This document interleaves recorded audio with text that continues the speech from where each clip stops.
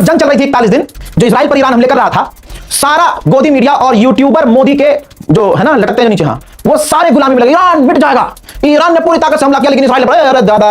मैंने क्या कहा था आप लोगों को याद होगा, मेरे जो फॉलोअर्स हैं उनको, जो रेगुलर देखने वाले हैं उनको ये बात याद होगी कि मैंने तब कहा था कि इजराइल की हालत इतनी पतली है। दो चीजें क्लियर थी, ईरान की मिसाइलों को इजराइल रोक नहीं पा रहा था, दूसरा ईरान अगर 4 मिसाइलें मार रहा था तो चारों निशाने पर जा रही थी, और इजराइल अपने हो रहे नुकसानों को छुपा रहा था। जर्मन, फ्रांसीसी, टॉप के यूरोपियन मीडिया को बैन कर रहा था, अपने पत्रकारों को गिरफ्तार कर रहा था, यहूदी पत्रकार, यहूदी चैनलों को बैन कर रहा था कि ये, बल्कि सरकार द्वारा नोटिस जारी कर दिया गया था सिविलियंस के लिए भी कि ईरान की मिसाइलें और ड्रोन जहां आकर तबाही मचा रही हैं, तस्वीर मत लेना, तस्वीर शेयर मत करना। लेकिन फिर भी जिन यहूदियों ने तस्वीरें खींची और एक्सपोज किया कि ईरान की मिसाइलों हमारे पिछवाड़े के साथ हमारी जमीनों को भी फाड़ रही हैं, तो भाई उनको गिरफ्तार किया था इजराइल ने। और फिर आज सबूत आ गया है, ये देखो पूरा आर्टिकल, और यहूदियों के अखबार में छपा है, जो ईरान ने जो इजराइल की ऑयल फैसिलिटी पर हमला किया था, उससे इजराइल के अंदर का जो डोमेस्टिक ऑयल प्रोडक्शन है वो 60% बंद हो गया था। इतना ज्यादा झटका लगा था कि इजराइल के पसीने छूट गए थे। नेतन्याहू बंकर में ये डिस्कस कर रहा था कि हमारे मुल्क में अफरा तफरी न हो जाए, तेल की कमी न हो जाए। ईरान ने आधिकारिक तौर पर बताया कि हमने दोहा के अंदर अमेरिका से अपने पैसे रिलीज करवाने के ऊपर और जो अमेरिका वायलेशन कर रहा है उस पर, इन दोनों मुद्दों पर हमने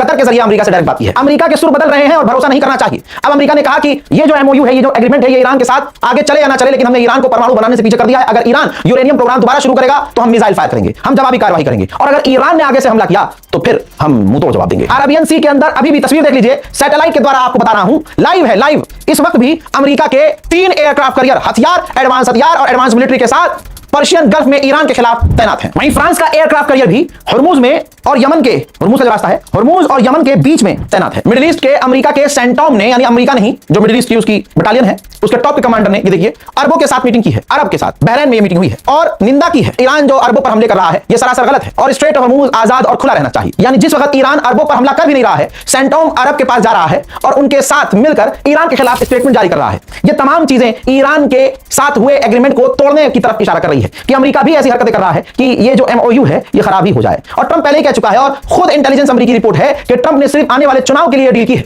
चुनाव होते ही अमेरिका का ये गुलाबी सुअर खुद ही इस डील को खराब कर देगा। उधर ईरान भी जानता है कि गुलाबी सुअर के गले में पट्टा कैसे डालना है। ईरान अब कह रहा है कि हम आगे बात ही नहीं करेंगे, अमेरिका पहले एक्सेप्ट करे और ऐलान करे कि स्ट्रेट ऑफ हॉर्मुज ईरान का ही रहेगा और ईरान ही कंट्रोल करेगा। यूरोपीय यूनियन ने अपनी तमाम एयरलाइंस और जहाजों से कहा है कि मिडिल ईस्ट का एयर स्पेस, ईरान के करीब का एयर स्पेस अभी भी इस्तेमाल मत करो, दूर रहो। तो जो बात मैं कह रहा हूं वो आपको एहसास हो रही है कि खतरा अभी भी बना हुआ है। उधर चाइना ने ईरान का साथ देते हुए अमेरिका से कहा कि जो एमओयू साइन किया गया है उसका तुम पालन करो और ईरान पर लगी हुई तमाम पाबंदियों को हटाओ। ईरान के बॉर्डर पर लगातार हमले हो ही रहे हैं। अब ऐसे कुछ 2-4 दिन से बड़े हमले हुए कि ईरान ने अब बॉर्डर पर अपनी स्पेशल फोर्स भी तैनात कर दी है।